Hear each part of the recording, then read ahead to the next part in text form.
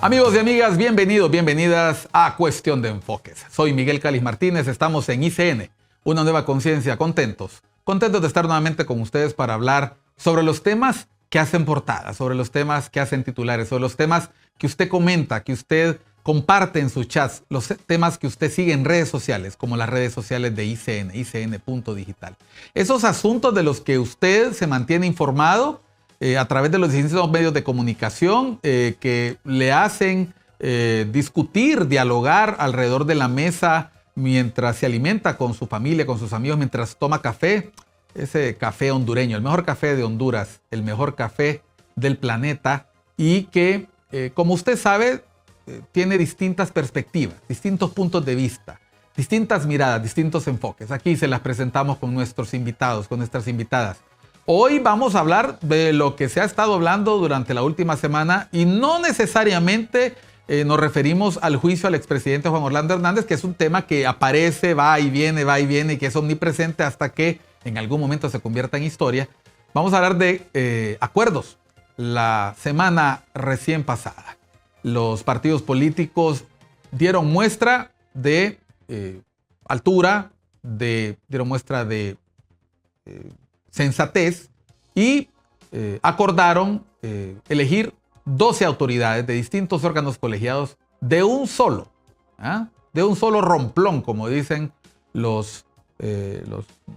pueblo, ¿no? Se pusieron de acuerdo y hemos podido ver que después de un año complicado, con una parálisis legislativa, con dimes y diretes, trompadas, bolsas, insultos, momentos que preocuparon más de alguno, pues humo blanco, sonrisas, acuerdos, y entonces la gente se queda preguntando, bueno, ¿en qué quedó toda esta animosidad? ¿Qué es lo que está pasando entre los políticos hondureños? ¿Será que algo les preocupa, les inquieta? ¿Qué es lo que está pasando? ¿Hay preocupación o hay sencillamente toma de conciencia de que se necesita avanzar por una senda de diálogo, de consensos y de miradas puestas todos en un solo objetivo, que es sacar adelante el país, sacar adelante la institucionalidad? Para conversar sobre esto y otros temas que están vinculados, me acompaña vía remota, vía Zoom, el buen amigo, el abogado Juan Carlos Barrientos, un reconocido miembro del Foro Hondureño, analista, y que además es un buen amigo y que ha aceptado acompañarnos hoy lunes en Cuestión de Enfoques. Bienvenido, Juan Carlos. Gentil invitación, y para mí va a constituir un verdadero privilegio estar con tu auditorio y contigo intercambiando opiniones sobre estos temas de los cuales ya presentaste una breve consideración inicial, abuelo de pájaro. Juan Carlos, así que estoy a tu disposición. Juan Carlos, el Congreso Nacional es noticia cuando hay conflicto, cuando hay pleito, cuando dos diputados o varios sacan un pitos, golpean la butaca, se suspende la sesión abruptamente y los medios de comunicación hacemos noticia de eso. Pero cuando el Congreso Nacional llega a acuerdos, cuando el Congreso Nacional se pone de acuerdo, pareciera que no tiene el mismo glamour, pareciera que no tiene el mismo interés, y las personas que antes estaban quejando de que el Congreso no podía pactar, no podía acordar, no podía dialogar, ahora se quejan de que el Congreso se puso de acuerdo. ¿Y de qué se quejan? Se quejan de que en los órganos colegiados aparece un representante del partido de gobierno, del Partido Libertad y Refundación, y de los dos partidos de oposición, el Partido Nacional y el Partido Liberal. ¿A qué se debe esta contradicción? Que estamos enojados cuando no dialogan y también nos enojamos cuando se ponen de acuerdo. Miguel, yo creo básicamente que es una falta de cultura política. Yo siempre he manifestado que nosotros tenemos que tener como referencia el parlamentarismo europeo, principalmente el de España, porque nosotros, al haber sido colonia española, tenemos mucha reminiscencia dentro de nuestra genética y dentro de nuestro mestizaje, haciendo referencia a España.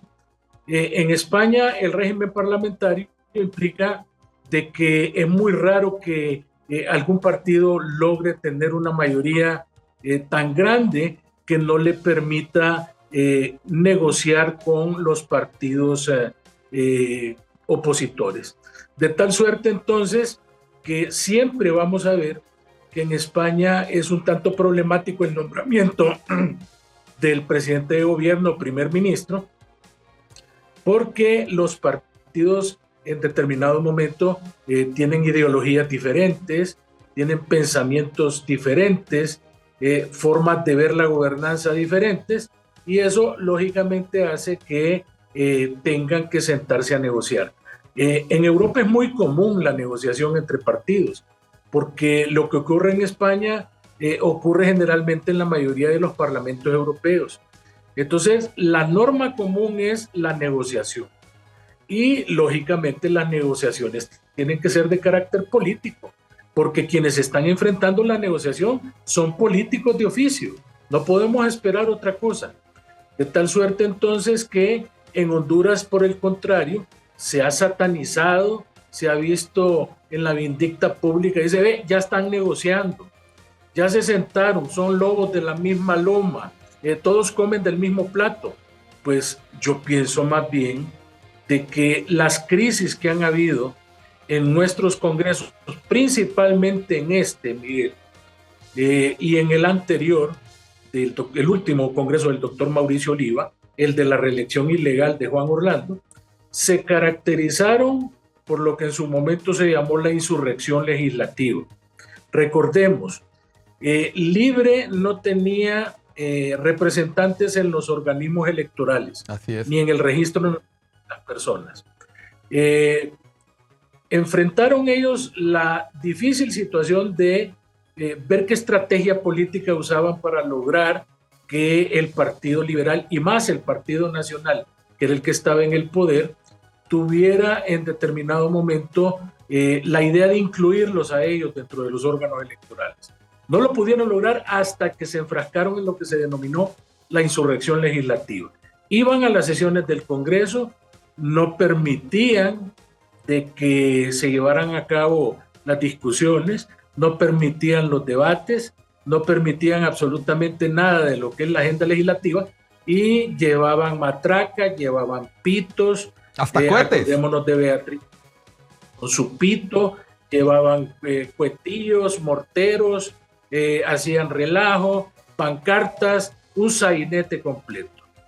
¿Y en qué devino esto? En que después de un tiempo más o menos largo, sin sesiones, se cediera y se les otorgara una mini reforma a la ley electoral, que no fue una reforma completa, sino que más bien algo maquillado, y lo más impactante fue que crearon el Tribunal de Justicia Electoral, que en Honduras nunca ha existido eso, y le dieron su participación a Libre en el órgano electoral, le cambiaron el nombre por cosmética, porque es la misma babosada, le pusieron Consejo Nacional Electoral, le dieron representante a Libre, le dieron representante en el Tribunal de Justicia y le dieron representante en un lugar que es importantísimo, que es el Registro Nacional de las Personas, que es importante porque ahí se emiten las cédulas de identidad, porque ahí se registran a los muertos y porque ellos proporcionan el censo para las votaciones. ¿Y cómo se obtuvo eso? A través de un relajo, de una reyerta, de una insurrección legislativa. De tal suerte entonces que la parálisis legislativa que tú mencionas del año pasado, que duró casi 2 meses y medio, fue provocada también por no sentarse a dialogar, por no ponerse de acuerdo en el tema de la elección de los fiscales. Eso motiva esa parálisis legislativa, la trampa que le ponen a la oposición, dejando vencer el periodo ordinario de sesiones el 31 de octubre para provocar a la comisión permanente que está en la Constitución, Miguel. Yo no sé por qué la gente dice que eso es ilegal, si la comisión permanente está en la Constitución. Dice la Constitución que para que no quede acéfalo el Poder Legislativo en el periodo de receso, que puede ser un receso por vacaciones o el receso que normalmente hay del 31 de octubre al 25 de enero, pero que en los gobiernos nacionalistas ampliaban el periodo de sesiones para que las ordinarias se corrieran de octubre hasta el 25 de enero, para que no haya esa cefalía, por si hay algo urgente, porque si hay algo importante, deberá de existir la comisión permanente, que es como un mini congreso de 9 diputados, que como de costumbre para darle poder al presidente, y eso no es así ahorita, sino que siempre ha sido así, el presidente es el que escoge, y generalmente pone a gente de la oposición, de los 3 partidos fundamentales en Honduras, que son el Partido Libre, el Partido Nacional y el Partido Liberal, y lógicamente pone a los que están en el poder. Y eso es una norma que no la habíamos visto nosotros antes, porque repito, Mauricio Oliva en los 8 años que estuvo ahí, nunca nombró a la comisión permanente porque corría el periodo de sesiones, y en el primer periodo de gobierno del Partido Nacional, Juan Orlando era el presidente y tampoco nombró a la comisión permanente. Juan Carlos. De ahí las cosas que yo no le veo el motivo de por qué satanizar, convertir como en algo malo, que los partidos políticos se sienten a dialogar y que alcancen acuerdos. Juan Carlos. Acuerdos oscuros. Estamos de acuerdo, Miguel. Sí, la transparencia en política es bien rara. Yo no conozco la transparencia en política. Juan Carlos, una consulta. Tú acabas de poner en manifiesto que se trata de estrategias. Cada uno ha asumido la presidencia del Congreso y ha administrado sus mayorías o sus minorías como mejor le ha parecido. ¿Acaso esta situación de minoría, de gobierno en minoría, que tú mencionaste el caso de España? En España, para poder integrar gobierno, el Partido Popular, que había logrado la mayoría en el voto de los ciudadanos, no logró las alianzas necesarias para contar con los votos que le permitieran gobernar en ese sistema parlamentario. Aquí nosotros tenemos un partido de gobierno que logra alzarse con el voto popular, pero que en el Congreso, para poder integrar mayoría, necesita sumar votos para poner en comparación ambos sistemas. Uno es parlamentario, monarquía parlamentaria, el otro es republicano, representativo. Pero aquí lo interesante es ese detalle que tú has mencionado. Se trata de un gobierno en minoría y no es la primera vez que ocurre. Al Partido Nacional le ocurrió en el gobierno del presidente Maduro. Le tocó buscar votos en el Pino y la Democracia Cristiana para lograr la mayoría simple. Y el primer trabón lo tuvieron con la elección del Comisionado Nacional de los Derechos Humanos. Tú lo recuerdas, con el doctor Ramón Custodio, en paz descanse. Se generó una situación de empate que luego se resuelve negociando. Y finalmente él es elegido unánimemente después de un trabón de 3-4 días. Luego, en el gobierno del presidente Zelaya, vuelve a ocurrir lo mismo. Al presidente del Congreso, Micheletti, le toca buscar votos. ¿Y dónde los encuentra? En la Democracia Cristiana, para poder lograr mayoría. Y al Partido Nacional, en el gobierno del presidente Lobo, igual. Tenían solo 48 votos. Tuvieron que ir a buscar votos de los liberales, de los democristianos. Y finalmente, aunque había una composición de una distribución mucho más cercana a la mayoría simple, les tocó también en el 2018 al 2022. Tuvieron que buscar los votos de Alianza Patriótica. Es decir, no estamos hablando de nada nuevo. Es correcto, no es nada nuevo. Lo que ha pasado en este Congreso, porque eso sí quiero puntualizarlo, Miguel, es que la mayoría de presidentes del Congreso han tenido la suficiente habilidad política para poder lograr consensos. Lográndolos, no sé, algunos dicen que con tilín, o ofreciendo algunas canonjías de carácter político en un toma y daca, que me parece a mí también que es normal, porque en las negociaciones precisamente se trata de ceder posiciones y otorgar posiciones. En eso consisten las negociaciones. Sin embargo, como te digo, la poca o escasa cultura política que tenemos en el tema de la ¿cómo te dijera? De la sociedad civil en cuanto a su visión, a su observación respecto a los fenómenos políticos, me parece a mí que se concentran en otro tipo de cosas. Mira, hay una ONG que se dedica, por ejemplo, a decir cuántos proyectos de ley sometiste en el año en el Congreso.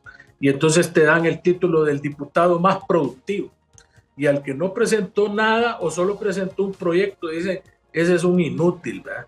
Ese es uno que llegó a nada al Congreso Nacional. Y de repente vos te pones a pensar que el diputado más productivo, de 25 proyectos de decreto que metió, 24 eran tonteras, como por ejemplo declarar el Día de la Iguana, o por ejemplo declarar que la tortuga renca es el animal de la mosquitia, o un diputado que yo nunca voy a olvidar del Partido Nacional, que presentó un proyecto de decreto para que le aprobaran 6 millones de lempiras para hacer un monumento ahí en Lloro a la lluvia de peces. Bueno, vamos a ir a una pausa. Estamos escuchando al abogado Juan Carlos Barrientos. Él es especialista en temas jurídicos constitucionales, un analista reconocido en el país. Vamos a seguir hablando de esas reglas, de las reglas de la política hondureña. Hay reglas que están escritas, las que están en la Constitución, las que están en la ley orgánica, pero hay otras, las no escritas. De esas vamos a hablar al volver. No mensajes, estamos en Cuestión de Enfoques. No nos cambie, ya volvemos.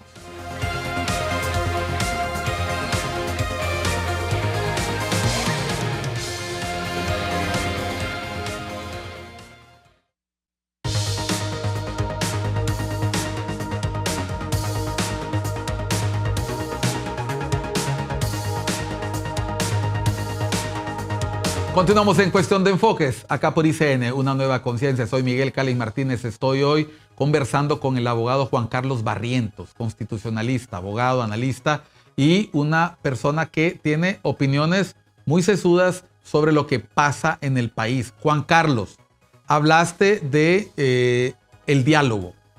¿Cómo puede hacerse política sin dialogar? Estamos hablando de que los políticos, su principal herramienta es esa capacidad discursiva, retórica, pero también la posibilidad de hacer acuerdos. Y en esa ir y venir, tú mencionaste algo muy importante en el primer segmento, que es para hacer acuerdos uno debe ceder y la otra parte también debe ceder. Y normalmente el incentivo de ambas partes, o más cuando son más de dos, es que cada uno de ellos pueda lograr los objetivos y para ello tendrá que ceder en algo.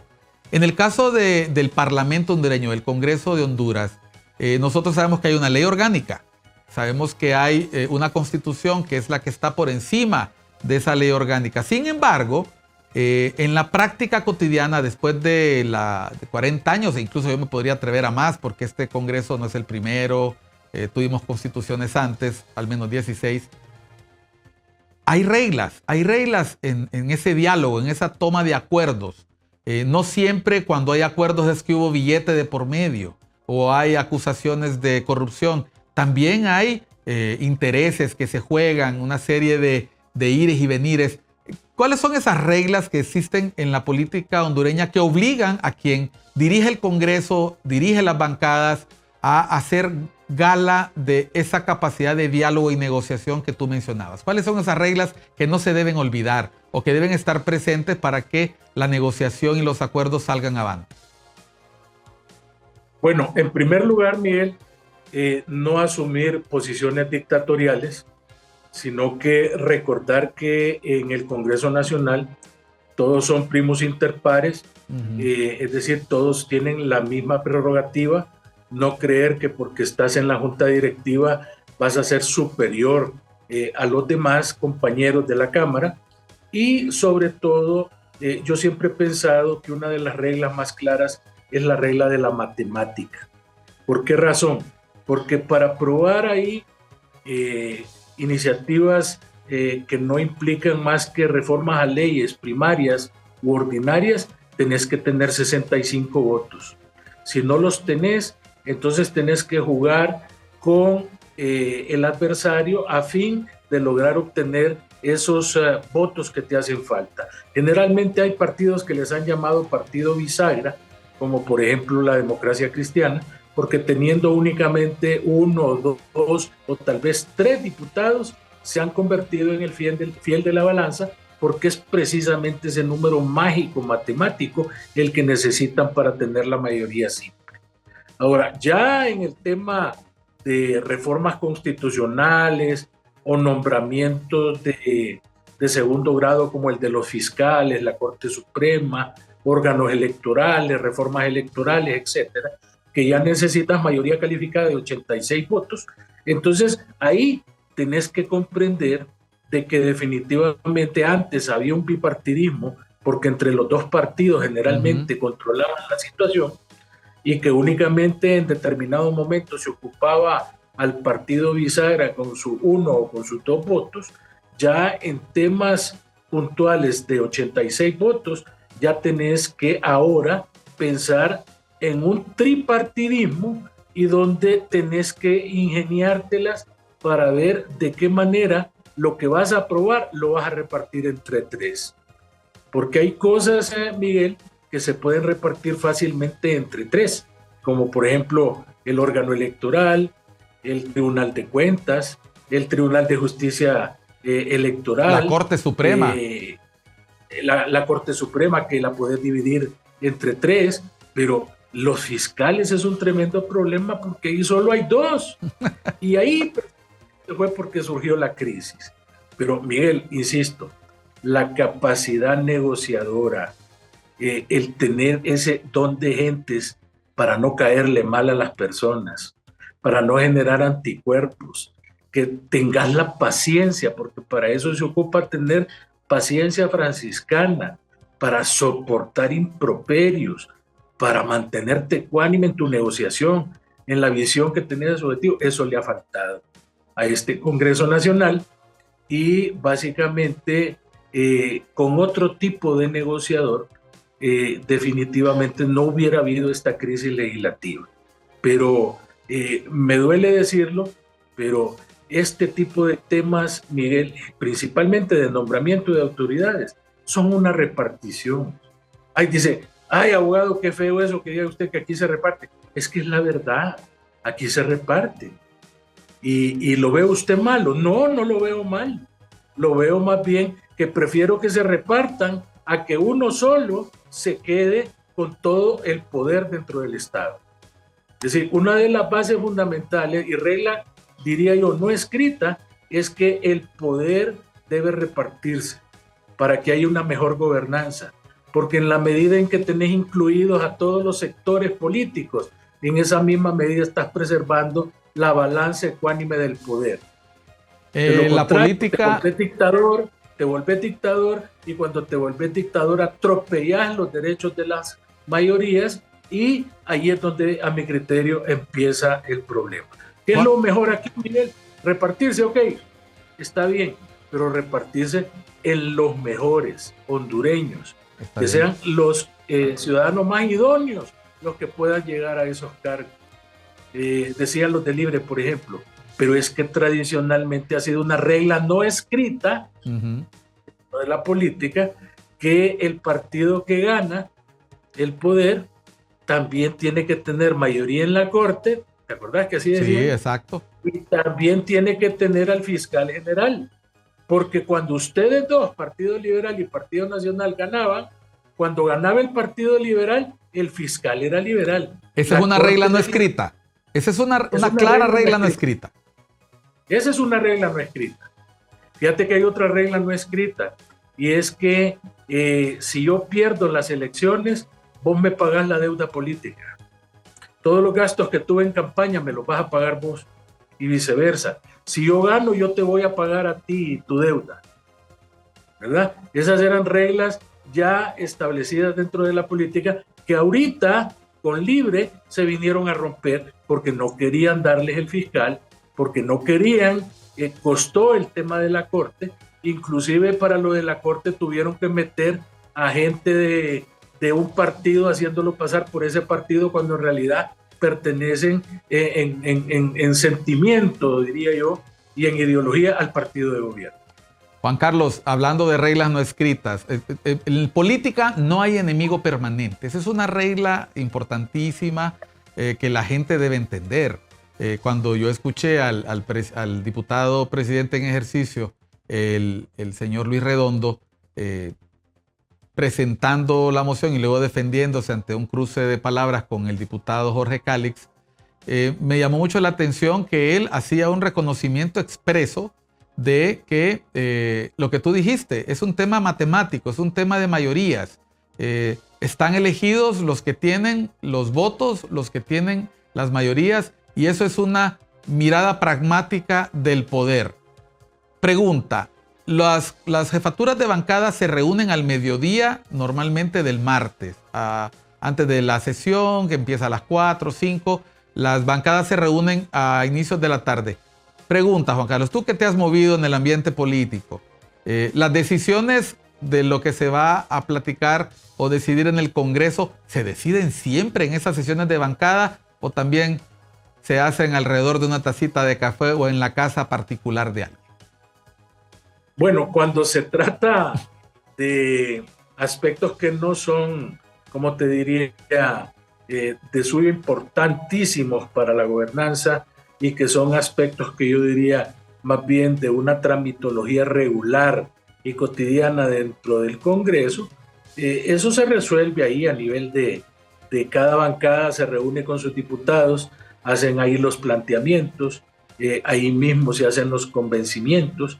Gran parte de la labor del jefe de bancada es llevar el mensaje de parte de las autoridades del partido y de los líderes de cada partido para llevar ahí el parecer y el sentir y convencer al diputado, pero ya decisiones de otro nivel como, por ejemplo, reformas constitucionales, reformas electorales, temas como el de el nombramiento de fiscales, Corte Suprema, etcétera.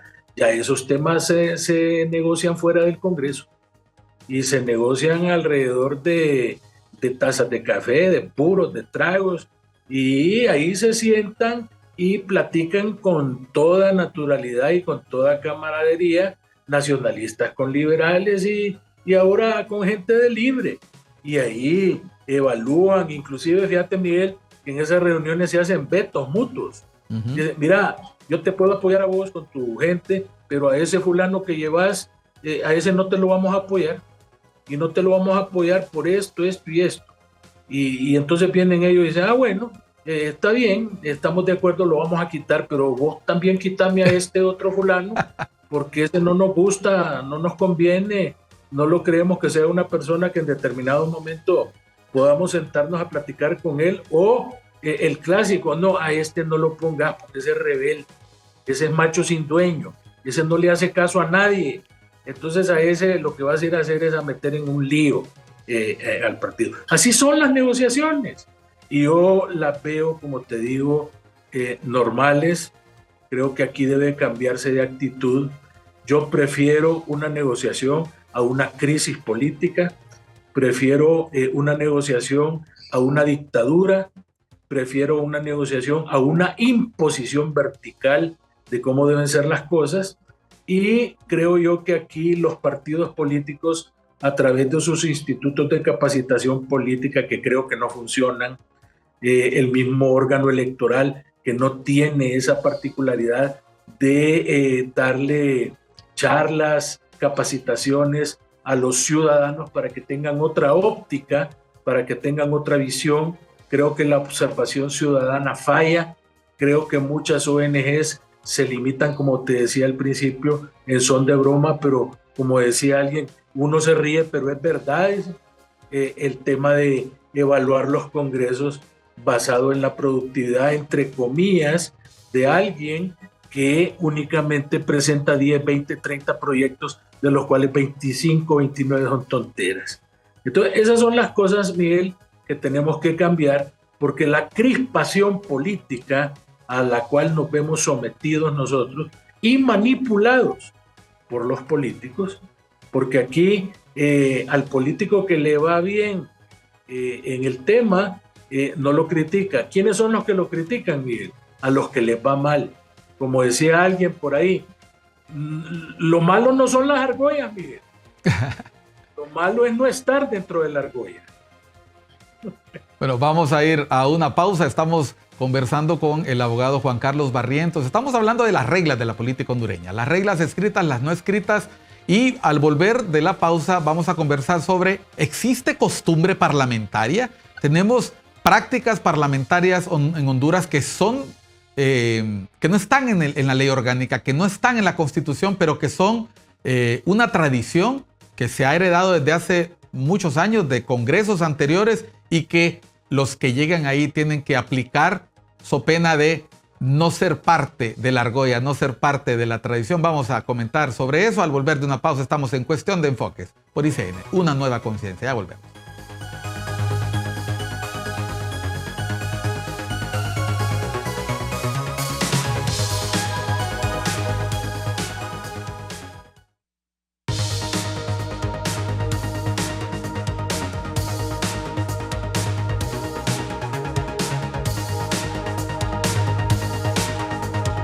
Estamos en Cuestión de Enfoques por ICN, una nueva conciencia. Hoy conversando con el abogado Juan Carlos Barrientos, analista, constitucionalista, una persona que opina con franqueza sobre lo que piensa, lo que dice, lo que se plantea en el ambiente político, en el ambiente jurídico. Abogado Barrientos, Juan Carlos, cada vez que se renueva Congreso, está estudiado, se renueva entre un 66 y 69% del Pleno de Diputados.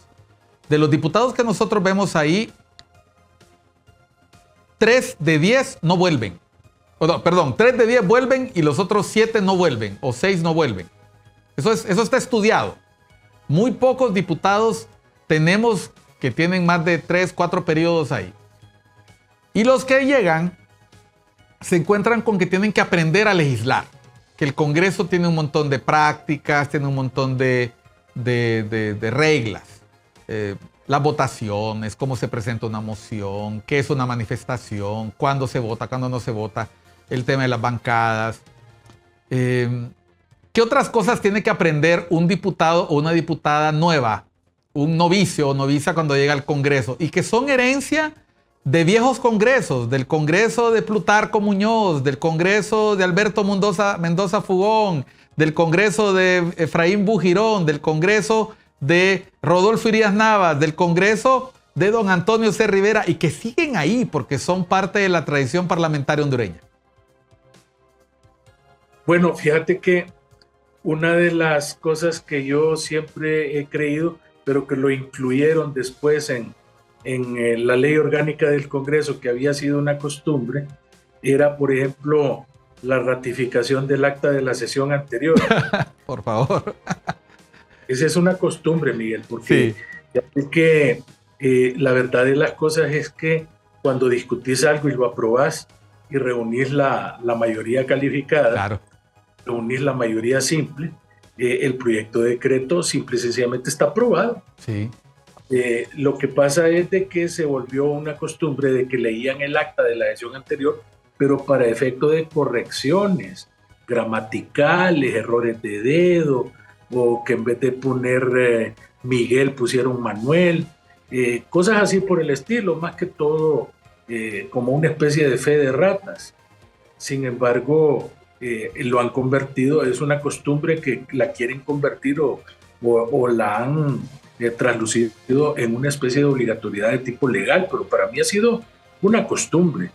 Luego está el tema, Miguel, de que, y esto lo tienen que aprender los que llegan a la junta directiva, fíjate que ha sido una costumbre de que aunque pidas levantes la mano para pedir la palabra y lo que vas a decir son puras tonterías, casi todos los presidentes del Congreso, con excepción de este, le daban la palabra a todo el mundo y lo dejaban que hablara, inclusive los demás se ponían a hacer cualquier otra cosa, pero el respeto a darle la palabra a alguien y dejar que éste se exprese, que éste hable, definitivamente ha formado parte de una costumbre. Luego está la otra costumbre de que no se aprueba nada si no lleva la aprobación de la comisión de dictamen. Uh-huh. Me parece a mí que eso es una costumbre porque muchas veces la comisión de dictamen no necesariamente tiene que tener la razón al momento de dictaminar un proyecto de decreto. Pueden equivocarse. Sin embargo, aquí se ha tendido a que lo que diga la comisión de dictamen es palabra de Dios. de tal manera que vos no le podés llevar la contraria a la comisión de dictamen. Y pues creo que con las últimas reformas que se le hicieron a la ley orgánica del Congreso, donde ahí sí se estableció lo que antes había sido una costumbre, como tú bien decías, ahí en esa ley se logró ya incorporar cómo tienen que ser las mociones, cómo tienen que ser las discusiones, cómo son las votaciones. Fíjate que un detalle curioso, Miguel, es que el quórum de apertura del Congreso y de aprobación de normas ordinarias es de 65 votos. Pero dice, por ejemplo, y esa ha sido una costumbre, que se volvió ley al incorporarlo en la ley orgánica del Poder Legislativo, de que cuando ya se está desarrollando la sesión, después de haberse instalado el quórum con 65, se va a aprobar la ley con los votos de los diputados que estén presentes, dice la ley orgánica. ¿Qué quiere decir eso? Que si presentes cuando están discutiendo y aprobando algo, solamente hay 40 diputados, que son menos de los 65 necesarios para que haya quórum y para que haya mayoría simple. Con 40 podés aprobar una norma, y de ellos la mayoría de 40 sería, lógicamente, con 21 votos está votando una ley. Y así se están votando un montón de leyes en el Congreso, porque esta costumbre ahora existe dentro del contexto de la ley. Juan Carlos. Muy pocas personas lo saben, Miguel. Pero ahorita me acabas de adelantarte una pregunta que te iba a hacer. También tenemos malas praxis o mala praxis en el Congreso, una costumbre que genera inseguridad jurídica, que genera conflictividad. El tema de la fe de ratas, que vimos que se abusó de la corrección de los errores en las actas anteriores al punto tal de cambiar el sentido de lo aprobado, de incluir aspectos que habían sido votados en contra y agregados bajo el subterfugio, pues no se puede decir de otra manera, de no se van a dar cuenta, no nos vamos a fijar. Pero aquí también podemos agregar un detalle, cuando el quórum se rompe. Este país, nuestro país, tiene historias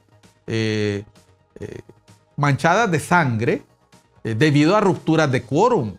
Cuando en el pasado un gobierno quería llevar a la crisis al país, lo que hacía era salirse, ponerse de pie, se levantaban los diputados, rompían el quórum y se rompía el orden constitucional, especialmente en las instalaciones del Congreso. En las instalaciones del Congreso, allá antes de los años 20, bastaba con que los diputados no se presentaran a la sesión, Juan Carlos, y se rompía el orden constitucional y asumía poderes dictatoriales el presidente de turno. Así ocurrió con Rafael López Gutiérrez, por ejemplo. Entonces, hay malas prácticas como esta de que el quórum se rompa y no se respete la mayoría simple, que van a llegar algún día de estos, esperemos que no, a que alguien reclame la inconstitucionalidad en la aprobación de una ley. Estamos de acuerdo, totalmente, y es una mala práctica que al día de hoy se sigue manteniendo. Otra mala práctica, Miguel, es que cuando falta un propietario, el presidente del Congreso llama al suplente que a él le da la gana, ¿verdad? Cuando te escogen a ti como diputado, tú llevas tu respectivo suplente. Y ese es el que tiene que cubrir la curul tuya en caso de ausencia de parte del titular. Sin embargo, el presidente del Congreso, dentro de su mala praxis, él llama al suplente que le conviene a él para efecto de cubrir precisamente esa vacante. Y esa mala praxis, repito, es contraproducente, porque se han aprobado leyes donde inclusive hubo un caso terrible denunciado por una diputada, Karen Martínez, en el sentido de que se levantó al baño y cuando iba regresando estaban en una votación y en su curul estaba sentada otra persona votando. Entonces, ese tipo de cosas, Miguel, también, ¿verdad? Definitivamente causan mucho problema. Aquí no solamente, mira, la fe de rata es, como te decía, para subsanar, por ejemplo, un error de dedo, una letra, pero aquí se han volado párrafos completos de una ley y los han sustituido por párrafos totalmente diferentes, porque eso se origina en otra mala práctica. Mira. ¿Y cuál es esa mala práctica? De que cuando vas a una sesión, no te dan con anticipación los borradores de los proyectos de decreto que van a discutir. Entonces vos vas con los ojos vendados, no sabes de qué diablo se trata lo que van a discutir, nunca tuviste acceso a la documentación, no sabes si vas a votar a favor, si vas a votar en contra, y de repente te obligan a que entres en una votación a ciegas totalmente. Pasa lo mismo con la agenda, ¿no, Juan Carlos? ¿Ah? Pasa lo mismo con la agenda, que muchas veces los diputados llegan a la sesión y no saben de qué se va a hablar ese día. O te dan una agenda y cuando llegas te la cambian y te ponen otra agenda, te quitan alguna cosa importante o te meten otra que es importante para la junta directiva y te agarran de sorpresa porque no sabes qué posición es la que vas a asumir. Y otra cosa muy grave es de que el secretario está obligado a que después de que finaliza una votación sobre un proyecto de decreto, te tiene que brindar el texto del decreto para que lo revises antes de la siguiente sesión a efecto de si lo que discutieron y aprobaron está conforme a lo que están poniendo en el texto del decreto que se va a mandar a sanción de la presidenta y a publicación en la Gaceta. Pero como no te dan, por mala práctica, tampoco el texto de parte de la Secretaría, no te estás dando cuenta de qué es lo que están publicando ni qué es lo que están aprobando. Bueno, miren ustedes, estamos identificando algunas prácticas, algunas que son aceptables, que son tradicionales y otras que han traído más de algún conflicto. Al volver de la pausa le voy a preguntar al abogado que me dé respuesta a esta interrogante. Por esta única vez, ya sabes de qué nos vamos a referir, Juan Carlos. Por esta única vez vamos a una pausa, ya volvemos en Cuestión de Enfoque.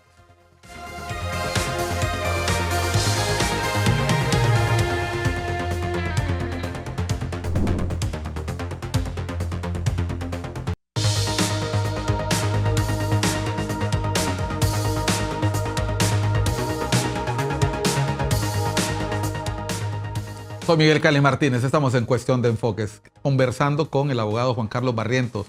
Juan Carlos,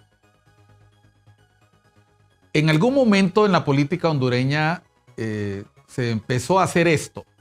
Elecciones 1985. La opción B.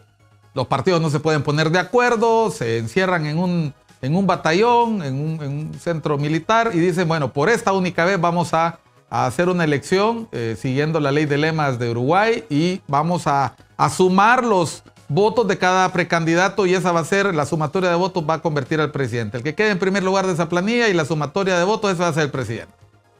Luego, en el año, creo que fue para el 2001, un candidato se presenta en una primaria sustituyendo a la figura del aspirante nacionalista porque había un debate, un cuestionamiento sobre su nacionalidad.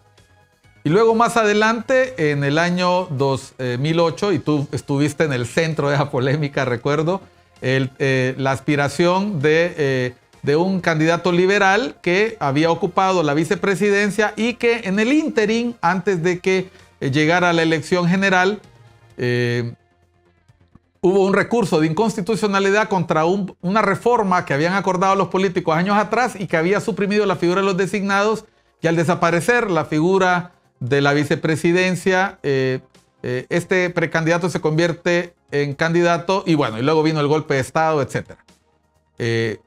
Para las elecciones, no me acuerdo si fueron las del 2013, se inventan la figura de la candidatura con múltiples corrientes por esta única vez. Y resulta que después lo utilizan los nacionalistas en la elección del 2017. ¿Esta es una mala práctica o ya podríamos llamarlo una costumbre de la política hondureña? Inventarse soluciones ingeniosas por una única vez que luego se convierten en costumbre para siempre. Definitivamente que es una mala práctica, no puede considerarse costumbre a algo que es, eso yo solo lo había visto en Inglaterra, que es la costumbre contra leyes, se llama, es costumbres que van en contra de la ley. Esas cosas solo pueden funcionar en Inglaterra, que es el único país del mundo donde eso se produce. La costumbre siempre es supraleyem, es decir, a favor de la ley o la ley encima de la costumbre, pero no de esa forma. Esas opciones que tú has mencionado son absolutamente ilegales y son inconstitucionales. La opción B famosa, donde ganó José Simón Azcona del Hoyo y perdió las elecciones por esa sumatoria de votos Rafael Leonardo Callejas, inconstitucional, aunque los partidos se hayan puesto de acuerdo, aunque digan esa muletilla de por esta única vez. El haber permitido que se interpretara el artículo 23 de la Constitución para que cualquier ascendiente tuyo te pueda dar la nacionalidad hondureña por jus sanguinis, inconstitucional, violatoria del Código de Derecho Internacional Privado, violatoria del Código de Bustamante y de todas las disposiciones internacionales en materia de nacionalidad, el haber permitido que un ciudadano que ni su papá era hondureño, ni su mamá era hondureña, sino que la que era hondureña era su abuela, no debió de haberse permitido. Y no puede utilizarse eso de por esta única vez, porque, repito, no podés convertir en costumbre o en algo legal algo que es aberrante y violatorio de la ley. De tal suerte que aquí a alguien que se le vuelva a ocurrir otra vez esa barbaridad de por esta única vez, deberían de enjuiciarlo por traición a la patria y deberían de alguna manera sentar un precedente para que eso en Honduras no vuelva a ocurrir, Miguel. Juan Carlos, ¿quién es el intérprete último de la Constitución en Honduras de acuerdo a la Constitución y de acuerdo a la costumbre parlamentaria? Bien, el intérprete último y definitivo de la ley es la Sala de lo Constitucional de la Corte Suprema de Justicia cuando emite sus sentencias por unanimidad. Y si no lo hace por unanimidad, entonces el intérprete pasa a ser el Pleno de la Corte, que es el que va a dirimir el asunto con mayoría de votos. Pero el Congreso ha dicho que le corresponde a ellos. El Congreso dice que ellos pueden interpretar la Constitución, y eso lo dicen en el artículo 245, numeral 10, pero fue una reforma que hizo el mismo Congreso Nacional. Ellos solitos se autoatribuyeron la facultad de interpretar la Constitución, cuando en todos los países del mundo civilizados, los únicos que son capaces de interpretar la Constitución son o los tribunales constitucionales o las Cortes Supremas de Justicia.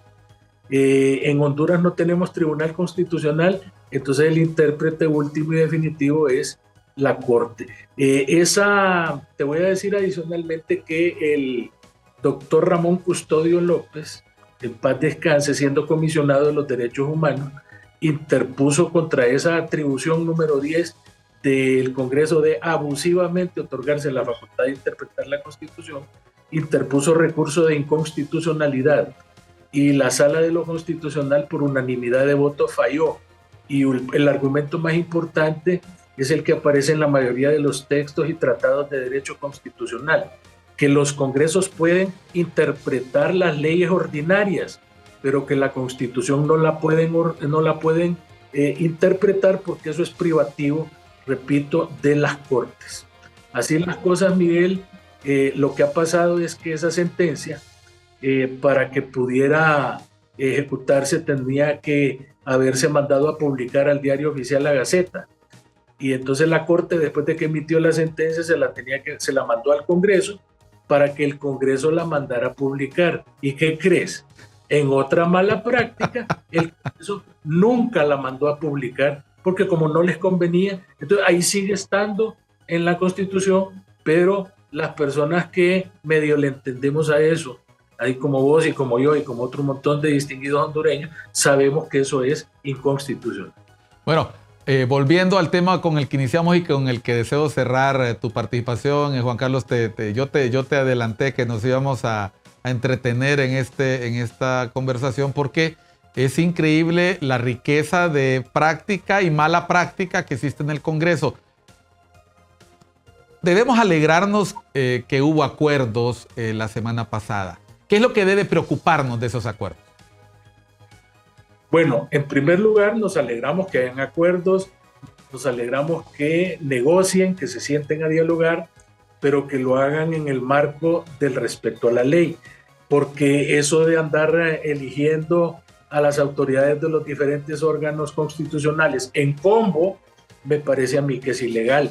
Debieron haber hecho diversas mociones a efecto de, en una moción, elegir el Tribunal de Cuentas, en otra elegir a la babosada esa de política limpia, que no creo que sirva para nada, y en otra elegir a los faltantes del Tribunal de Justicia Electoral.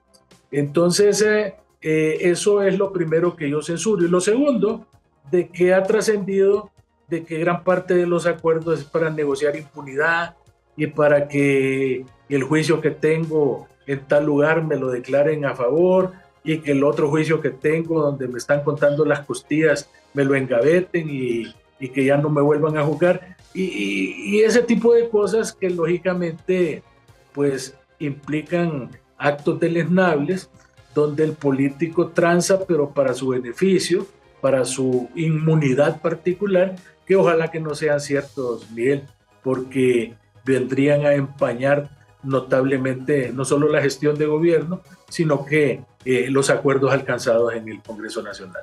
¿Político que no tranza no avanza, Juan Carlos?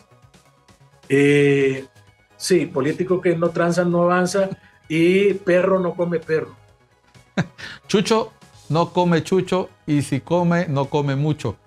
Juan Carlos, muchas gracias por la participación. Me quedo con una duda y es si en algún momento valdrá la pena recopilar todas estas prácticas y convertirlas en norma para que deje de ser potestativo de un presidente del Congreso, de una bancada o de un gobierno. Si en algún momento debería o no regularse muchas de estas prácticas para que ocurra como ocurre en los sistemas más avanzados, que lo que antes era costumbre se convierte en ley y así se acaba la discusión. Estoy totalmente de acuerdo. Yo he manifestado que frente a problemas de interpretación de la Constitución que han habido en los últimos tiempos, yo digo que lo mejor es reformar la Constitución e incluir, como para tontos, Miguel, poner pero todo exageradamente explicado, casi volver reglamentaria la Constitución, explicando punto por punto todos aquellos temas en los cuales en el pasado han habido problemas de interpretación, para que el día de mañana no venga un vivo a querer interpretar a su medida la Constitución. De igual manera, todas las prácticas legislativas y todos los protocolos habidos y por haber, ponerlos de una vez por todas en la Ley Orgánica del Poder Legislativo para lo mismo. Yo coincido de que esta sería una gran obra que vendría a desentrampar la tranza. Para no explicar qué significa subsiguiente, por ejemplo. Fíjate, Miguel, que yo en mis clases en la universidad nos reíamos con los alumnos porque yo les decía, imagínense que cometen un desliz porque lo que querían poner era siguiente. Porque la palabra subsiguiente quiere decir lo que sigue después de siguiente. Uh-huh. Pero en lugar de venir y someter eso a una interpretación constitucional o venir, porque eso no es un artículo pétreo, venir mejor a derogarlo y volver otra vez a hacer el párrafo correspondiente. No, se metieron en el rollo de interpretar que en Honduras, en el lenguaje legislativo, la palabra subsiguiente quiere decir siguiente. De tal manera entonces, Miguel, que el día que el Congreso quiera legislar que los melones se van a llamar mangos, pues tener la seguridad que vía decreto le van a cambiar el nombre a todas las cosas. Muchas gracias, Juan Carlos.